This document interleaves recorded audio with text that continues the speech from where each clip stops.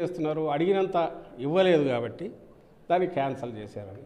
ఇంకా దేనికైనా చెప్పొచ్చు. ఎనీ గవర్నమెంట్ ఏది క్యాన్సిల్ చేసినా, ఎవరన్నా ఆఫీసర్ ఏదైనా నిజాయితీతో చేసినా దానికి రికార్డ్స్ క్లియర్గా ఉన్నప్పుడు, ఇట్స్ నాట్ ఏదో విమ్సికల్గా వచ్చింది అనగానే, తప్పు ఉంది అనగానే క్యాన్సిల్ చేస్తే ఏ బేసిస్ మీద అడిగినంత ఇవ్వలేదు అనుకోవచ్చు.